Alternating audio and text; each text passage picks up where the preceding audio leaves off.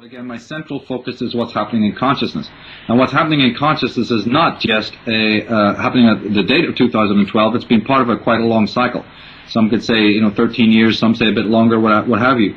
Well, basically, since the new millennium changed over in 2000, the countdown to 2012 has been a cycle in which right now you are going to see, hopefully see, that people start understanding this dynamic of how psychic energy affects material energy.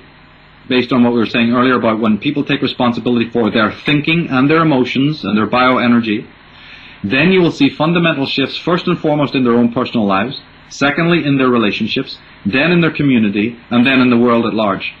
It's no different than when a child is born. That child knows nothing but the breast of the mother. It doesn't even know itself. A little bit later, it discovers that it's a member of a small family, a male and a female. Then it gets the understanding that there's a bit of a broader family, right? The household, in other words. Yep. Then it discovers there's something out the window there, a neighborhood. Then it goes to school and realizes that other kids similar, if not identical to itself. Then it understands something about a society, a city. From the city, it knows it's a part of a planet, a world. And then later, if its brain continues to function, which is often not the case, it starts asking questions about the universe at large and God and what have you. So it's just in exactly the same way as this ever-evolving Russian dolls, right, situation goes. One reality is nestled inside another reality.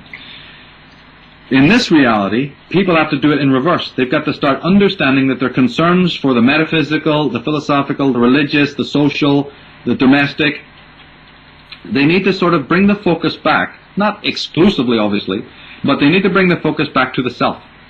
And we're getting an opportunity to do that, and that's what this 2012 turnaround is all about. Instead of running around in a super hyper collectivized manner, which is what I see throughout the world, and there's good reasons for that, the conditioning to make people, we always say, why don't you think for yourself?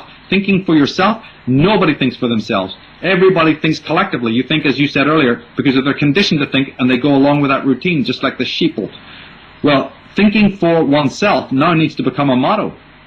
And they really need to understand what that really means. What is it that is distinctive about you? What is it in your consciousness that really is you, that hasn't been put there by the society and the community and the other affiliations? That's why you get such a rebuttal towards the teachings of people like myself from these groups, these coteries. It's not just the ones we're speaking about, but others as well. They resist it because you're pulling them out of this collectivism, this hive mentality. The Christian mode is a very hive mentality, the Islamic thing. So as there's a push on one side towards 2012, towards individualism in the true sense of the word, you have a massive, and I don't need to tell people this, they can see it for themselves, a massive galvanizing of all those collective factors that have been the bane of all history. That's what you see. It's a polarization. It's a contrast. It's a juxtaposition. Well, as man tries to free himself from the chains of man, as Ayn Rand said, I'm alive here, I'm writing, my job is to free man from humanity, free man from man, so that he stands alone as an individual, because that is the only true creator. That is the only thing that builds civilization, is an individual thinking man, with true independence, psychically and in every other way. And if you have the psychic independence, you'll soon have the social independence and so on. And that's been lacking in our world for a long, long time now. And the collectivists, their agenda for the so-called global village that we've been referring to, people have to know that that's made of certain ingredients. And the very first ingredient, the very first and main ingredient of anything to do with global village or anything that you might construe that means, as Patrick McGowan showed so beautifully in his work, is collectivism. Absolute 100% chronic collectivism, in which you don't have to think for yourself. It's that Orwellian dystopia in which, you may not be wearing gray uniforms like they dramatized it, but you will be wearing a uniform of sorts in your mind.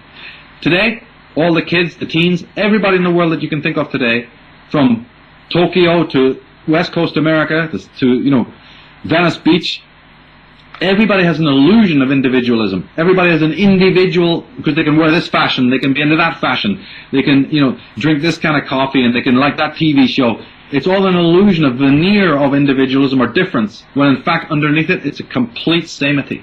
Because it's samity in consciousness, it's samity in attitude. It's certainly samity in an individual's relationship to their own self. They're not interested in their own self. They're running away from their own individuality. They can't wait to join some other group or get married or whatever it might be, to lose themselves in some cause. And so even in the so-called conspiracy movement, I noticed this same trend. I'm going to be very blunt about it, that even in this great movement, you still see some of that same, pernicious thing entering in which there's still a focus too much on the external. If we could just get rid of Big Brother, if we could just stop the war. I mean, that's been going on for centuries. How come people don't realize that that doesn't work? Because people are in the groove of losing their selfhood in any way that they can. So to come back to the point that you've been asking, is that now the celestial clock is simply assisting us. It's not going to do the work for us, believe me. Yeah. But the planetary alignments and the way that the zodiac is right now does mirror a certain period, a certain phase, in which a certain kind of light will be shone, so to speak, in which a person who is toying with these ideas might have things happen in their life that help them along the road to come to that great sense of psychic sovereignty. And then what happens on the other side is that those who resist it will have hell on earth. So the very things that you see or other people see that are what considered traumatic on the world today, all of that taken together, whether it's economic or what have you, I know again, I can justify my whole premise that is, again, I say it's rooted in the psyche of man, because it's brought about because man has this one peculiarity. He only learns, he only changes, as Schopenhauer so beautifully pointed out, when he suffers. So the other side of this dynamic, the other side of the psyche, like Carl Jung said, that which you do not make conscious will appear in front of you as fate. Well, what is appearing in front of us as fate now, both in the domestic situation and people's intimate relationships? And I know that the people listening to the sound of my voice right now know exactly what I'm talking about. And in the work environment, and then in the love life environment, and then the social environment, all that meltdown, I don't know how many ways I can say it, but I'll say it again, is based on the psyche of the individual. That reality is projected from the reality of how you relate and see yourself, highly colored by the conditioning that you've had from that world. Obviously, it's a feedback loop. The way you see yourself is based on how people have made you see yourself and so on. But you've got to untangle yourselves from that cross. You've got to come down from that twisted rope where there are these two demons on your shoulder. The demon of how the world has made you see yourself, and then how you yourself inwardly have corroborated in that dictatorship and do see yourself. So at 2012, there's a chance now that the glue fades and you can pull apart. You can magically get in there and separate and basically cut these demons down. The demon of how you've been conditioned, you can get a handle on that, and this own inner punitive voice that makes you far less than who you can be, you have the chance to wring its frickin' neck. And that is what the good thing, but that's going to take a lot of hard work and a lot of sacrifice and a lot of, in the early stages, what appears to be loss for people, because you're actually doing something that's a very holy work. And those who can't do it have no choice at all. They can't stay where they were. They've got to run back for safety into the collective. So what you're seeing now in 2012 is a splitting of the ways. Those who are just going to be dying to have their RFID chip shoved up their ass, and a barcode on everything that they've bought, and a global currency, and a world dictator, a smiling dictatorship. They can't wait, because the last thing that those people want is anything to do with selfhood, Steve and Alan. They're the last people who want anything to do with true psychic sovereignty, and the counterpoint to that, the fail-safe for that, the perfect escape for that, the only escape that they can now have, apart from self-annihilation, is social annihilation. Get involved with the global world, and you're going to see millions of people lining up, as they're already doing, sitting quiescently waiting for the guru, the pope, the world leader, the new dictator to tell them, to lead them, to goad them, and to basically give them the cushions and the salt and the gruel. The other group is going to have to take on that Siddhartha road and the thorns that you have to cross.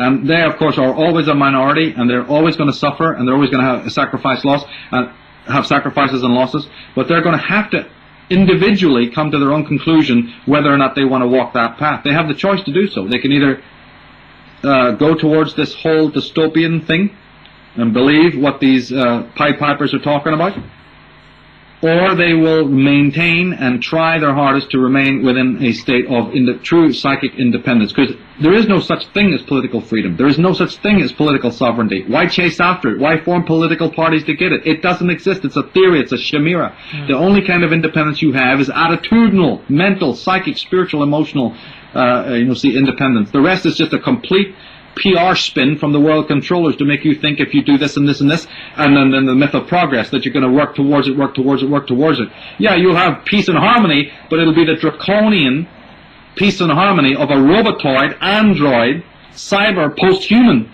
who's not even thinking like a human being, like so many great shows like Doctor Who and Blake Seven and we know this, we've seen it, it's been portrayed in umpteen movies, The Matrix and what have you. We're going to be that perfect cyber creature who's basically a remote control program, post-human. That's the harmony that you're talking about. So yeah, they'll talk a lot about harmony and peace. Yeah, I know what they're talking about. They're talking about taking away the emotion, giving you a drug, putting an implant where you don't even have to feel anymore.